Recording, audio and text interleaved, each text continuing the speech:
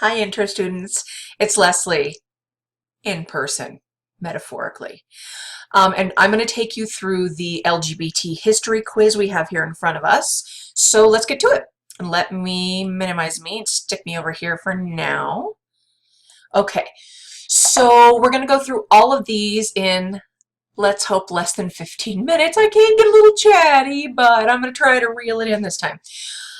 Okay, so let's start out with number one. So I want you to think through these, right? Don't just humor me. Actually think through how you would answer these. And then if you are really interested in the topic, and who wouldn't be, feel free to click any of the links that I provide.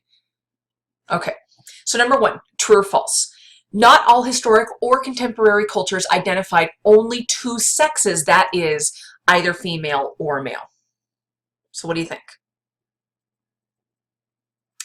If you've listened to the past recording I did, and if you paid attention to some of the past slides, you will probably and rightfully guess that that is true. In fact, some of the examples that I've talked about in the prior slide, which were the Hijras from Southern Asia, from India and Cambodia and such, they're a fantastic example of this. Some other ones are, for example, Two-Spirits, Native American Two-Spirits. Before the white colonists came to what we now think of as the U.S., there were a number of tribes, and keep in mind there were literally hundreds of tribes, and a number of the tribes had a sex or gender system that was very contrary to what the Western colonists had in mind as natural or normal. So they had this idea that there are not just two sexes. In fact, there can be three. Sometimes there can be four.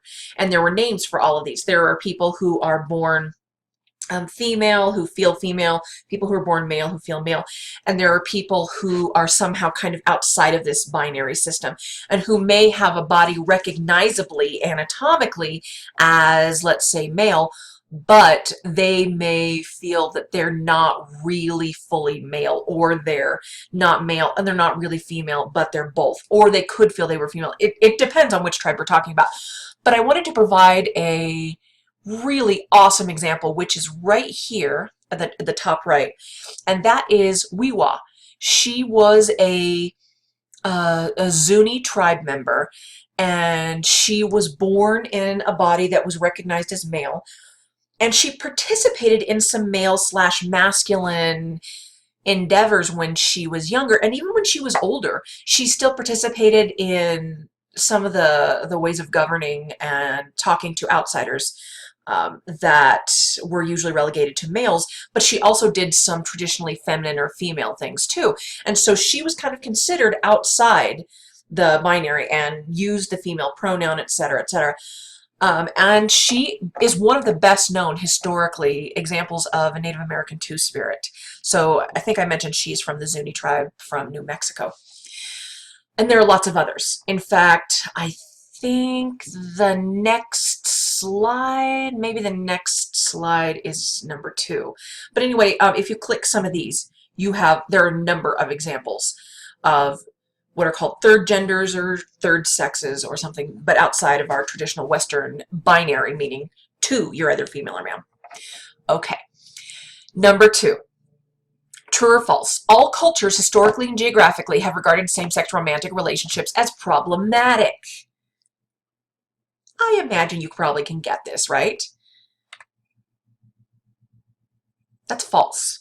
And I believe it is the next slide that gives you several bullet-pointed examples of what we would consider homosexual activity regarded as either normative, a normal part of aging, a phase people go through, a lifestyle that is not ill-regarded in any way. So yeah, there are a number of, not as many nowadays, through Western colonialism, a lot of those cultures that were celebratory or just fine with same-sex relationships were dominated, and the Western ideological system came and took the place of the acceptance. Same thing happened with Native American Two-Spirits, who were By the way, not only did the white colonists tell the tribes that that was wrong, that you were either female or male and you did feminine, masculine things, but the Native American Two-Spirits were often tortured and killed in really horrific ways.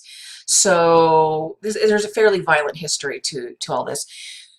Anyway, number 3, true or false. There are very few historical examples of Americans living as a member of another sex. Okay, so keep in mind, prior to the 20th century, we didn't really have surgical interventions. So if someone were born in a body recognized then as by others as female or male, and they felt, no, I am not that, I am the other sex. Prior to the 20th century, they really didn't have the means of actually transforming their body through surgery. So a lot of folks, indeed, a number of folks, and some famous folks, lived their lives through dress and acts, behaviors, as members of the other sex. So it's actually kind of cool. There's one example I linked to a couple. I think it's this one. Yeah, Billy Tipton, right? So click that if you want to. It's actually kind of, it's kind of interesting because he was he was an interesting fellow. So Billy Tipton was born, gosh, I want to say early 20th century. Anyway, you go click it, you'll know. In a body that people recognized or that people identified as female. And when he was older, he started dressing as a male. Fine. And he became a famous jazz pianist. This is why we note this. And Billy Tipton at first had relationships with women, and they would know that Billy was anatomically, female. Later on, though, as he got a little bit older, he started telling his female partners, nah, I actually got in a horrific accident and I have to bind my chest and bind my genitals, and you can't have access to them.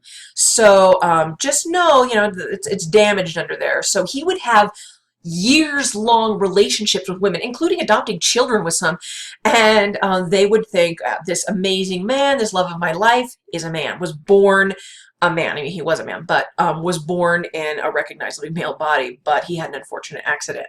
So, right? Kind of interesting. Anyway, go click that if you want to read more.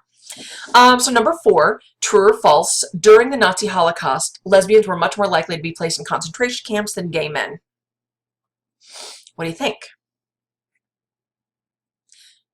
Oh, by the way, I forgot to put the bouncing ball there.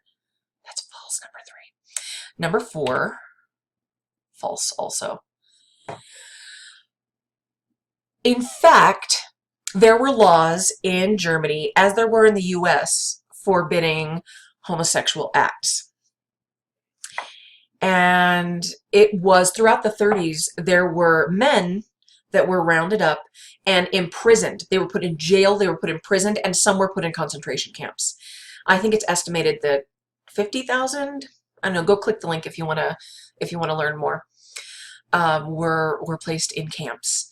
And interestingly, the reason that they were put in concentration camps is, if you know anything about the Holocaust, it was based on the idea of racial superiority, right? We want the right people to breed. We don't want the wrong people to breed. That's something called eugenics, which has its roots in American law. Americans started the eugenics movement. If you want to look into it, it's very interesting and pretty hideous history.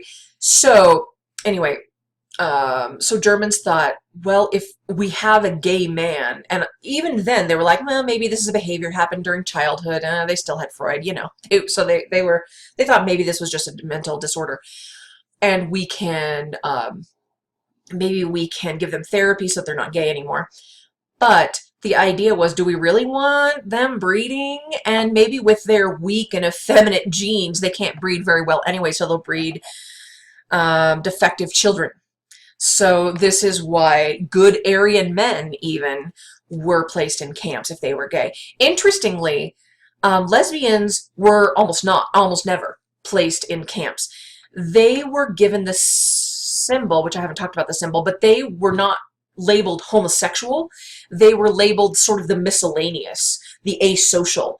And they got a very different symbol than did gay men. And they were often, it was assumed that they could be repaired and, with the right man, they could come about and have good Aryan children still. So they were not imprisoned the way gay men were. But I want to move me and show you this picture.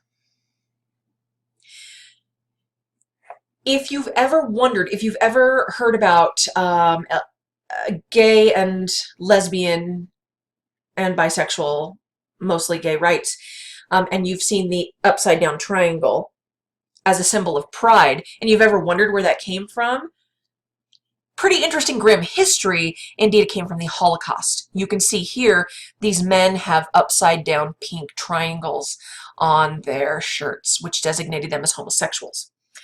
And lesbians were given upside down black triangles, as the Romani were, the gypsies, as sort of this miscellaneous bad, and they were often weren't imprisoned.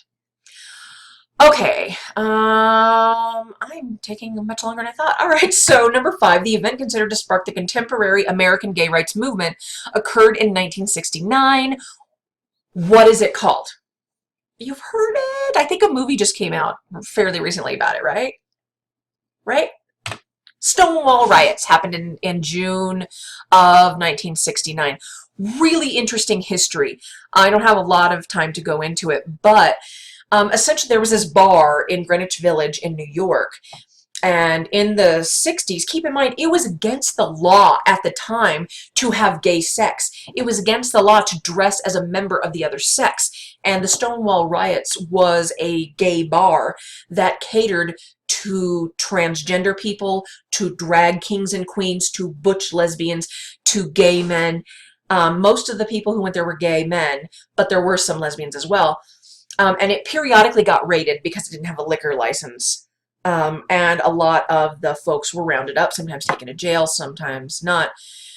This time in June of 1969, this happened, and there was some rough treatment. People were they were taken outside, the member or the attendees that night were taken outside of the bar and kind of harassed, and so they started gathering, they started getting grumpy, and more people started gathering. And so finally the police were treating I think some trans folks, some drag queens, kind of poorly. And then they treated a butch lesbian quite harshly, and the crowd just, boom, erupted. There was just so much tension, and it erupted. People were throwing things at the police. The police kind of ran away, and this continued on. The next day it died down, but the night came again, and it happened again. This was considered the start of the gay rights movement. So, kind of an interesting history. All right, so I have 2 minutes. For number 6, what we're going to do is name the 20th or 21st century decade, like the 30s or the 50s or the 80s or whatever, in which these events occurred. So A, homosexuality was classified as a psychiatric disorder for which people could be thrown in mental institutions and subjected to sometimes extremely violent, sometimes deadly, often, obviously not accepting of homosexual activity, reparative therapy. So this happened, do you know when? When the first DSM came out in the 1950s. So homosexuality was a psychiatric disorder until B, it was officially and completely declassified. It was officially declassified when the second DSM came out in the 1970s. There's an interesting history if you want to look that up. But it wasn't completely removed from the DSM until the 1980s. So the answer could be the 70s or the 80s, depending on how you want to look at it. C. The term queer became widely used as a reclaimed pro-LGBT term. And I kind of discussed this earlier, so you should get this, right? It started in the really late 80s, and it really took off in the 90s. So either of those would work just fine. D. Let me move me so we can see this better. Gilbert Baker invented the LGBT rainbow flag, which you see in the background with all 8 colors, which was the original flag, instead of the 6 we have today, as a symbol of LGBT pride. 70s! All right, I have to hurry. E, first state passed laws allowing transgender persons access to resources consistent with their gender identities. This decade. In fact, that was 2013, California. F. South Dakota passed laws forbidding discrimination based on sexual orientation. JKLOL.